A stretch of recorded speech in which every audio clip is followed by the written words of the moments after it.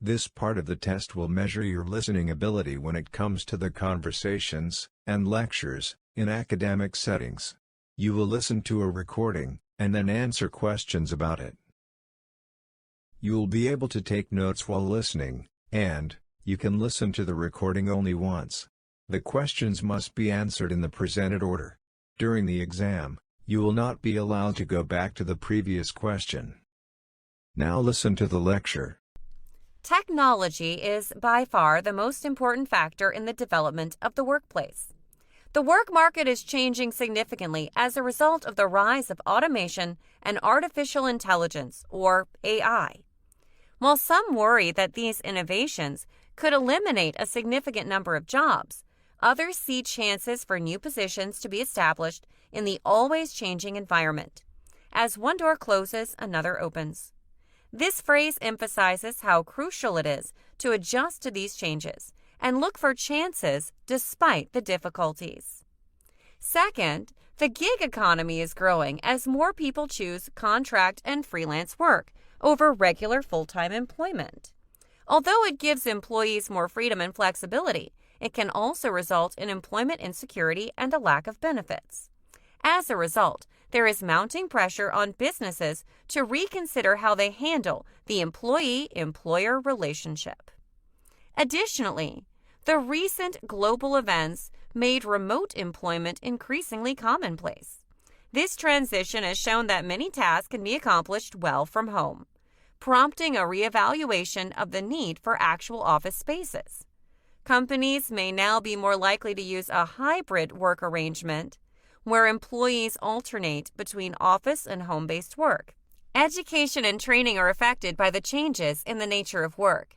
Continuous learning and upskilling are more important as employment become more specialized and dependent on technology. Over the course of their careers, people will need to look for new options for professional growth because traditional educational models might no longer be adequate. This change in the nature of labor is not without its difficulties, though. There are worries about the potential for socioeconomic divides to increase, leaving those without access to resources and an education behind. The gap between the wealthy and the poor could widen even further. In order to guarantee that everyone has equal access to opportunities and resources, governments and organizations must play a part.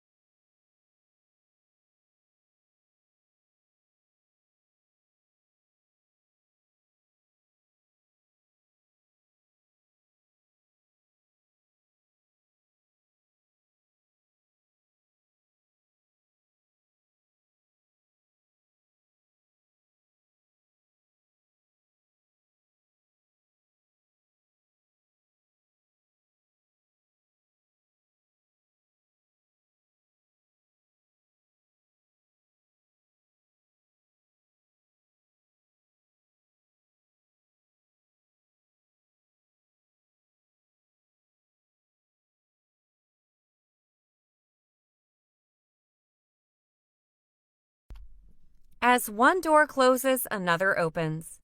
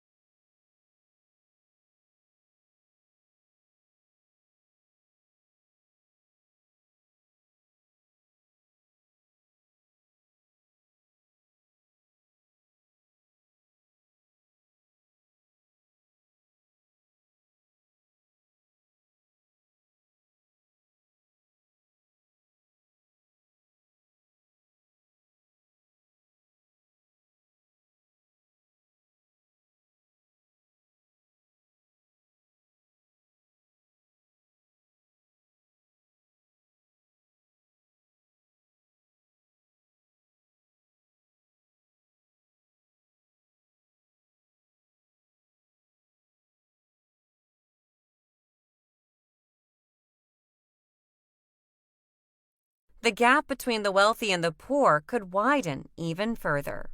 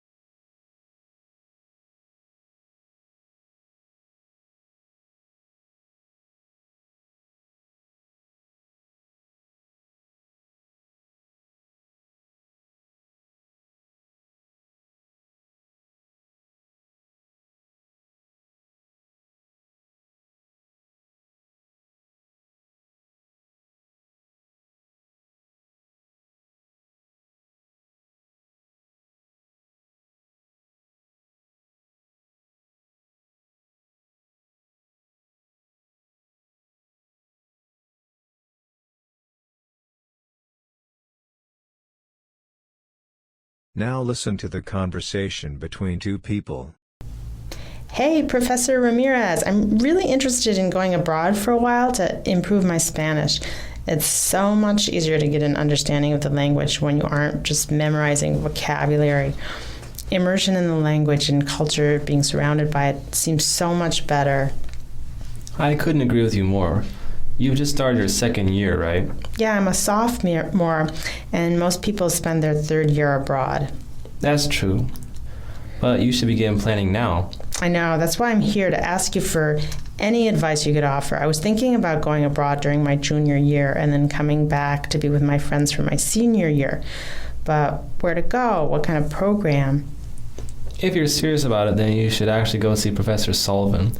He collects information on possible schools you can study abroad at. There are a great many choices and it can be confusing. Some schools have much lower standards than our university, so you should check to see if the school you want to study at is on the exchange student list. If I understand it correctly, our university will only accept transfer credits from schools on that list, or schools that can get special approval. That's one of the reasons why you need to get started now. Okay, I will make a note of that. I did look up some stuff pertaining to student exchange programs online, and I found out that there were actually different types of programs that students could take part in. Yes, and Rick Sullivan knows more about the details than I do. But there are structured programs and non-structured programs. These programs differ in the amount of freedom a student has to decide what they want to do on their free time and where they want to live. A benefit of doing one of the structured programs is really being able to see a country because of all the student trips they'll have lined up for you. You'll really get to experience the culture. An added advantage is that the school will also help you find a place to live, which can be a pretty difficult experience for anyone who's not familiar with the country they are moving to. Is there a difference in the cost between the two programs? Yes. The structured programs will cost more because of all the added activities they offer, so you'll save money on a non-structured program. But is your Spanish good enough to contemplate a non-structured program? Unless you have a really good command of everyday Spanish, the structured route might be more advisable. Yeah, I thought of that too. I want a challenge, but one that I can handle. So, you know what, I'm going to make an appointment with Professor Sullivan next week to get a list of structured programs. Thank you for the advice.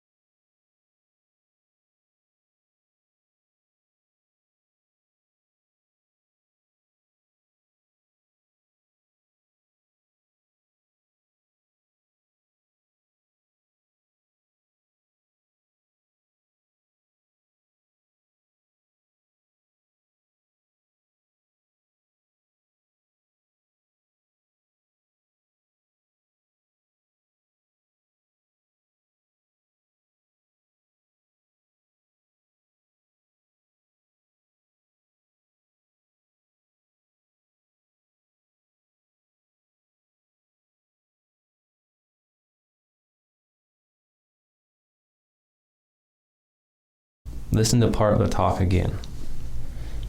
Immersion in the language and culture, being surrounded by it, seems so much better. I couldn't agree with you more. You just started your second year, right?